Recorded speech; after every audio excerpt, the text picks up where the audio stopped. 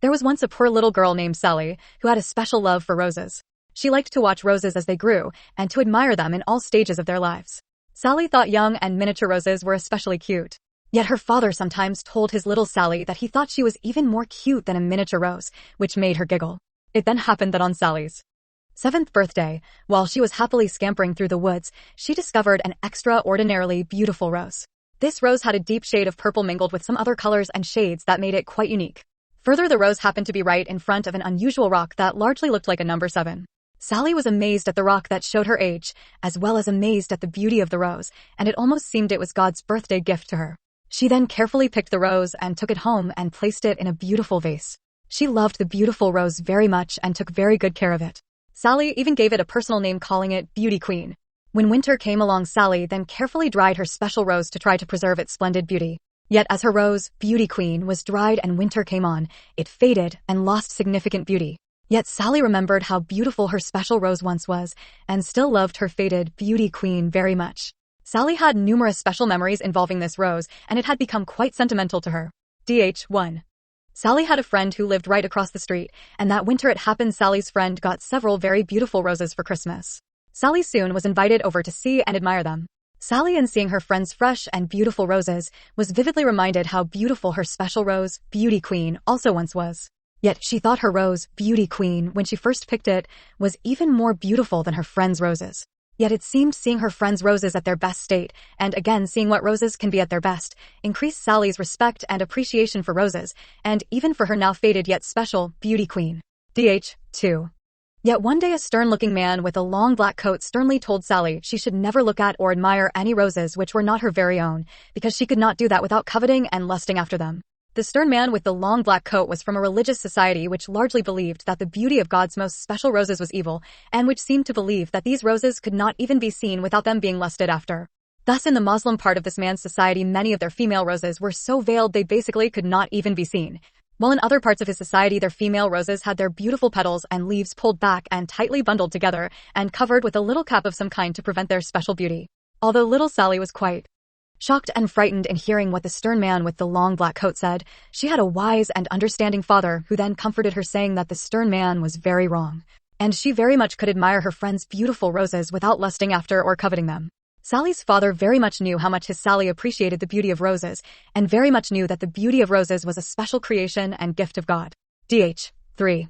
Although Sally's father knew there obviously was a big difference between female roses and Sally's kind of rose, he yet did not believe the beauty of one was good and the beauty of the other evil. Nor did he believe female roses needed to be veiled and obscured as the stern man taught, to prevent them from being lusted after. Sally's father knew that because the beauty of female roses was so very special, excessive efforts and expense could very easily arise regarding beautifying such roses, and for which cause two wise ancient teachers called Peter and Paul rebuked excessive efforts and expense regarding decorating these roses. Yet Sally's father well knew Peter and Paul did not mean the beauty of these special roses was evil while other forms of beauty oppositely were good. Sally's father realized that Peter and Paul simply were advocating that Christians should firstly focus on their female roses being beautiful in character, and such roses creating a loving and peaceful atmosphere in their household, rather than just trying to be beautiful roses for people's eyes to see. Sally's father also well knew that when female roses have beautiful attitudes within, that it very much even enhances their outward appearance. He well knew his little Sally's smiles and expressions of kindness and admiration enhanced her appearance much more than expensive clothes or jewelry could ever do.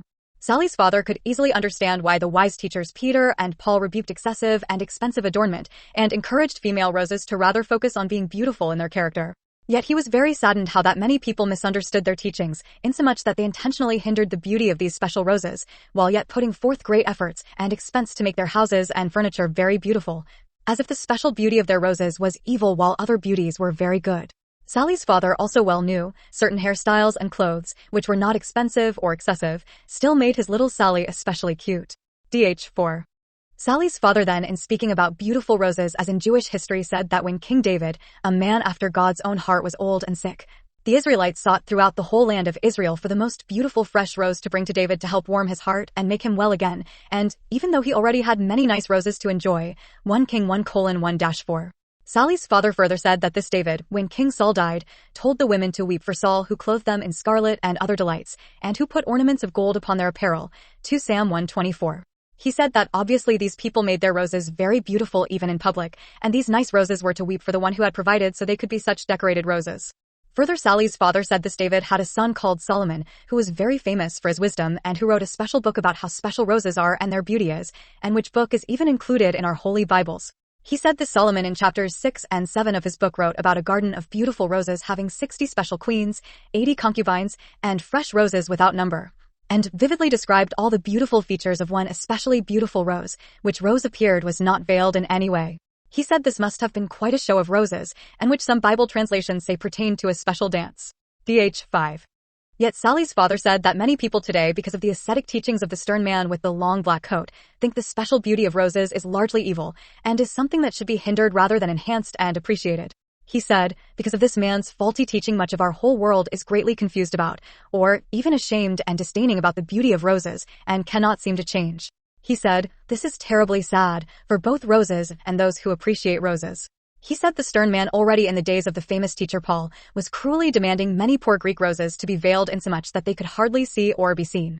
Sally's father further was quite convinced that this Paul in 1 Soar 11:1-16 was saying that roses very much should be covered with their natural long leaves and petals, and which are a natural glory to roses, and to be covered with such instead of the obscuring veil which the stern man required many Greek roses to be covered with. 1 Soar 11:13-15. Sally's father said various Bible translations even read, her long hair is given her instead of a veil, which translations according to the original Greek quite obviously are correct. He said that Paul in the Greek Bible taught that roses are the glory of man and made especially for man, and therefore roses should have liberty on their heads because of or with the angels up in glory. 1 Soar 11:7-10. He said this Paul advocated liberty in Christ, taught that woman's long hair is a glory to her, said that Christ took away the veil, and said that Christian roses should come before God with an unveiled face. 1 Soar 11:15. 2 Soar 3:16-18. Sometimes Sally's father thought his little Sally looked almost as beautiful as a little angel, with her beautiful longer hair hanging freely and gloriously, and was very glad his little Sally could have freedom on her head with the angels, rather than be bound to the stern man's laws which made some Greek and Moslem roses almost look like a gloomy bag of beans. DH 6. Although little Sally especially liked roses, she had appreciated all varieties of flowers. Sally liked looking through garden catalogs to see the many kinds of flowers in them, and often thought that the God who made the whole big world must be very interested in beauty, as he designed so many different kinds of flowers.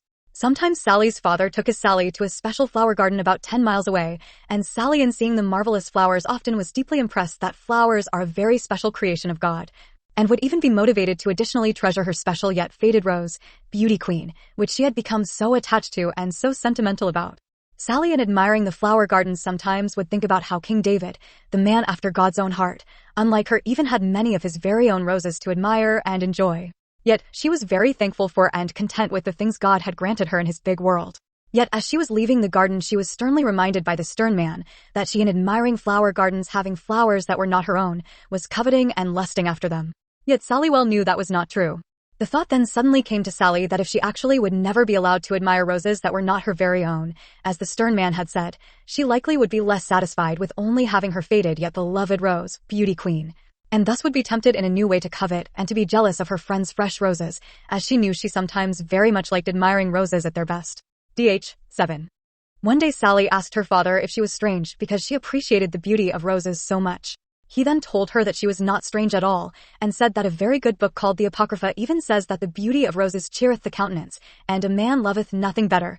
ECC of Sir 36:22. Sally's father even thought this special book possibly should be a part of his Bible, as for many years it was in the Bible.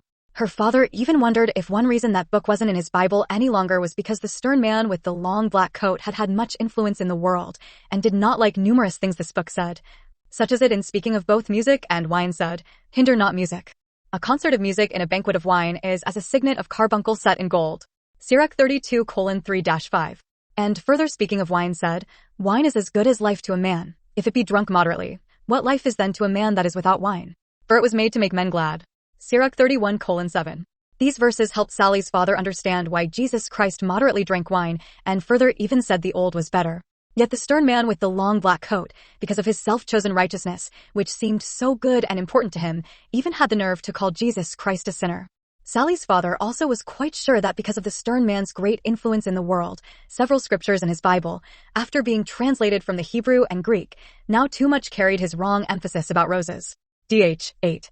As Sally's father thought about the ways of the stern man with the black coat and about the beauty of roses, he thought about how a God-fearing and beautiful rose called Esther had become queen in the place of another beautiful rose, simply because the first rose called Vashti had refused to come forth to publicly show her special beauty to the king's guests, and the king wanted a more obedient and better rose than that. He also thought about how some histories say that the beautiful rose Vashti was not to be veiled in any way when she came forth to show her beauty to the king's guests. He further thought about how this Queen Esther had spent a whole year in special efforts to become a most beautiful rose for the king. Sally's father believed the famous teachers Peter and Paul would now rebuke such excessive efforts in beautifying roses, yet he knew that still did not mean the beauty of roses was evil or something that must be hindered or obscured, as the stern man with the long black coat advocated. DH 10. Sally gets her first doll.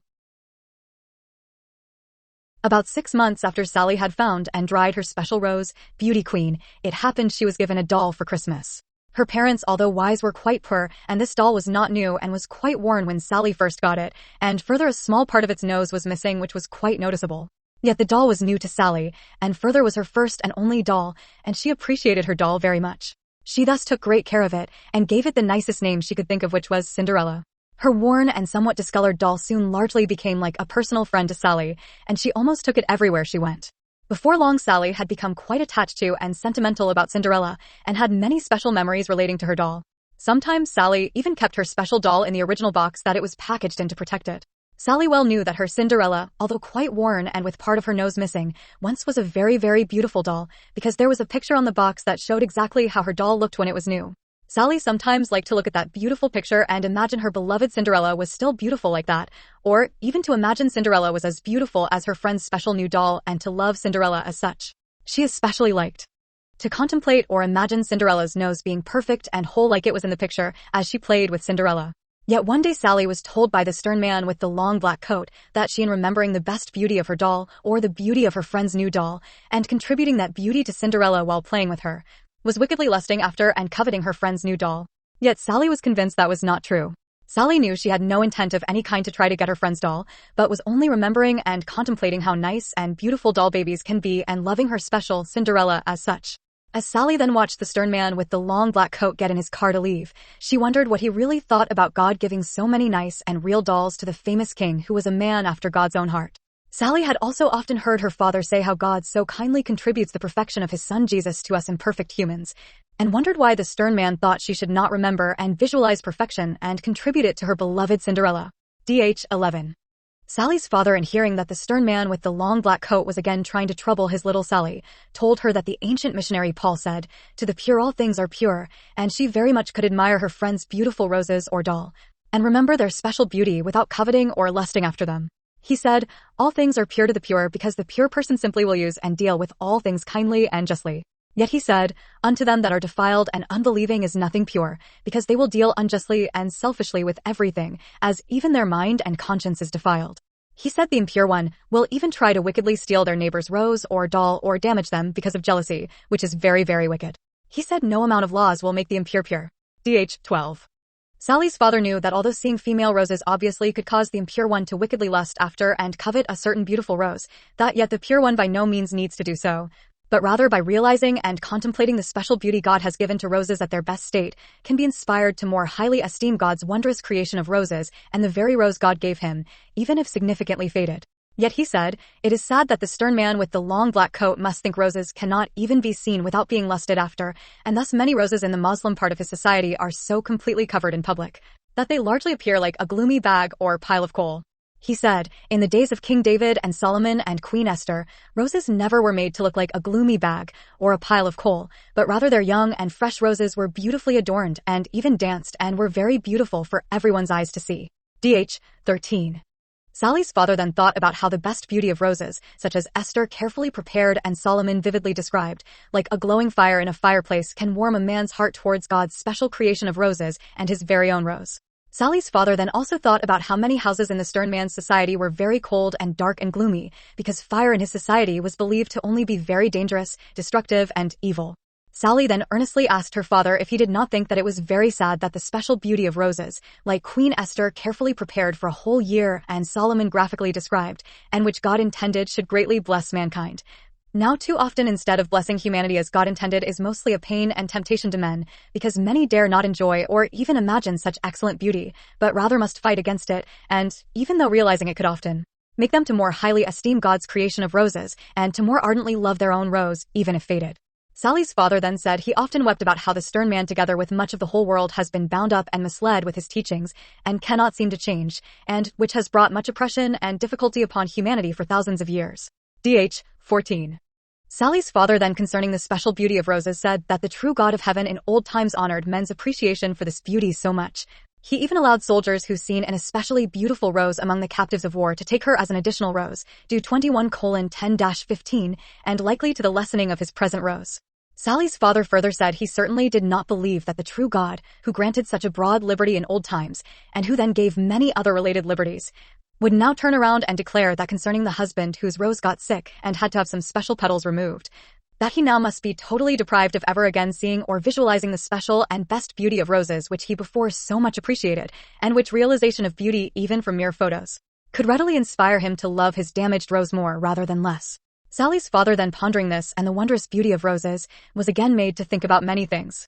He thought about the Bible verse which speaks of a particular rose having petals like towers, which made it find special favor. He thought about how in Israel's history a beautiful rose named Judith used her special beauty to overcome the enemy army. He thought about how she adorned herself in her most beautiful garments and jewelry as she often had done, and after winning the enemy Captain Holofernes to herself, slew him. Sally's father thought about how the enemy seeing Judith's great beauty said, "Who would despise these people who have among them such women? There is not such a woman from one end of earth to the other both for beauty of face and wisdom of words." Judith 10:19, 11:21.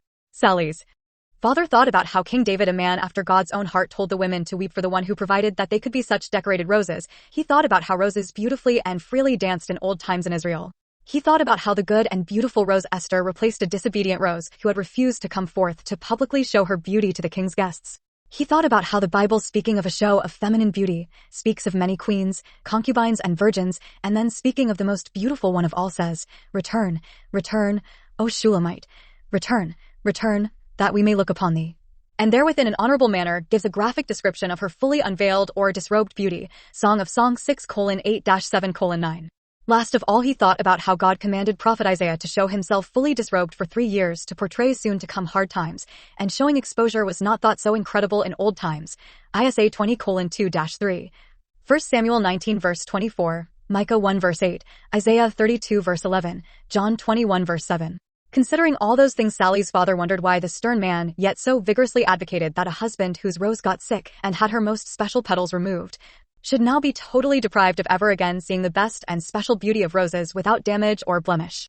He here was almost angered at the stern man's folly, as this husband seeing and realizing the special beauty his rose once had and fully imputing it to his beloved rose would be motivated to love his rose more, while God in old times even allowed men in their desire for beauty to take a second rose which would have made his first rose loved less. As Sally's father then shared some of his thoughts with Sally, she was very reminded of how she appreciated the picture on Cinderella's doll box, which showed how beautiful her Cinderella was when new, and of how she sometimes liked to visualize the best beauty of dolls and contribute it to her quite imperfect Cinderella while playing with her.